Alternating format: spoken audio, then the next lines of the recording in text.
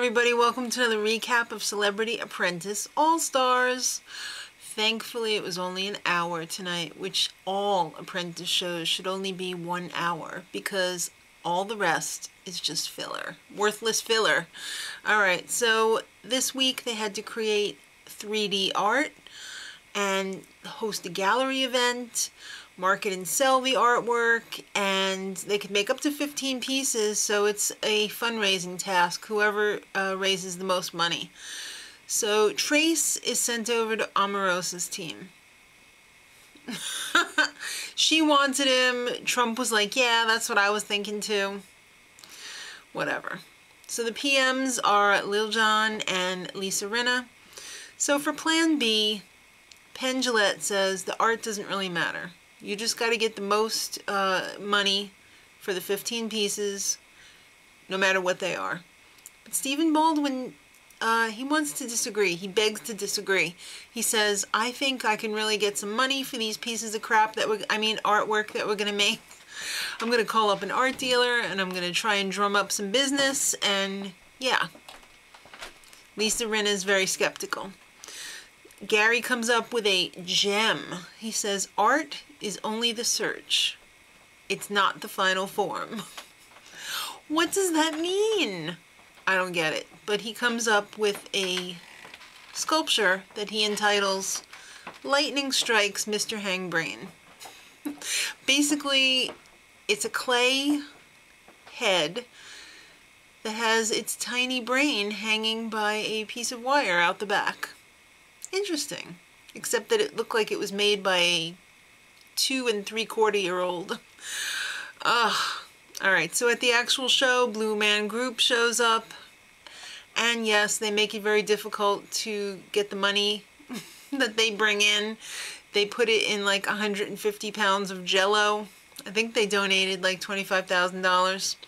Remember the time they brought the money and it was like in a money bomb or something, and the money went everywhere and they didn't get all the money, like, because the crowd was like diving on it? Yeah. Penn brought in some major guap though, between Teller and Blue Man Group. I'm assuming that he brought in Blue Man Group. He brought in some major money, but so did Lisa Rinna. Her buddy Chaz Dean showed up and ended up buying $80,000 worth of crap artwork. And there was a little, confusion and a little bad feelings on Stephen Baldwin's part because Chaz Dean bought one of Stephen Baldwin's pieces when he was hoping to sell it to the art dealers people. Hey, at least somebody bought it. And I'm sure Chaz Dean had the money to spare because, for crying out loud, his shampoo costs like $1 million a bottle. But it's good stuff. So it's worth it. Power team. Dennis is making some wacky art over there. He's got Derek Jeter's signed bat. He's got a basketball that is collectible from his own collection. All this stuff was from his own collection. He donated it to the show. And the artwork was interesting. Piers shows up at the when they're making the artwork and starts giving Omarosa a hard time, which I really enjoyed, because as much as I dislike Piers Morgan, I dislike Omarosa even more. So it was very entertaining to watch. He drove her off. Trace brought in a lot of money at the show. When is this well gonna dry up, Trace Adkins? Unbelievable. It's like an endless supply of money.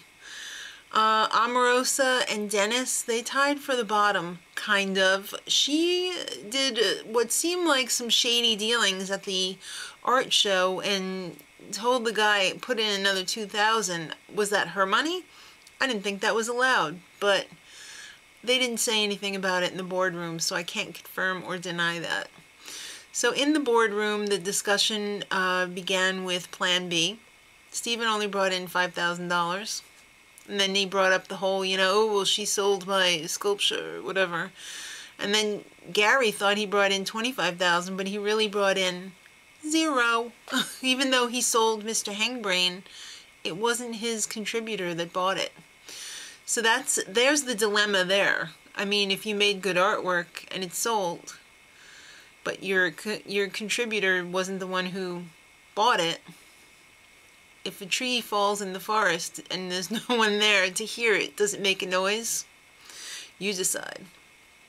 But he did come up with a gem that probably should have been worth about $25,000. Problem is opportunity in disguise. Everybody enjoyed that. So Trumpy asked Trace, what team did you like better? And of course, Trace is not going to say that one over there. He basically was non-committal, except he did say that the other team that he was on before was a strong team. Alright, Lil Jon, if he loses, he says he's bringing back Dennis and Omarosa because they raised the least amount of money. So Lil Jon raised $179,500 and Lisa Rinna raised $225,000. So if you did the math correctly, Lil Jon's team loses. So after the winning team loses, Omarosa immediately starts attacking Dennis and Lil Jon. She's trying to get Lil Jon fired after he raised like over $80,000. Dumb. Alright, so then Piers gets disgusted and he starts attacking Omarosa, tells her her artwork is worthless crap and she's a non-celebrity, she doesn't belong on the show, which is all true. And Lil Jon decides that he's going to bring back Dennis and Omarosa. Duh. So Dennis actually fought pretty hard. He was going on and on. I wasn't completely sure what he was saying half the time because he's kind of a marble mouth. I don't know whether that's just his way or he's got too many piercings in his mouth and he can't form words that are, you know, you can understand what he's saying. But it was finally, thank God, time for Omarosa to get fired. Trump actually woke up and smelled the coffee. Thanks a lot for getting rid of the bottom feeder. And at the end, she was prancing around. When she got in the elevator, she did her Miss America pose. Who are you fooling? You're such trash. Sorry. How do I really feel? So in the taxi cab, you know, they do the little recap at the end. Oh, blah, blah, blah. I'm still full of shit. Sorry. Next week, it's Melania. It looks like her new makeup or whatever. Maybe it's adult diapers. Who cares? It's Melania. They have to launch her project and one team disses her. I'm sure it's going to be awesome. I hope it's not 2 hours, but I have a feeling it will be. So, it should be good. Till next week, much love.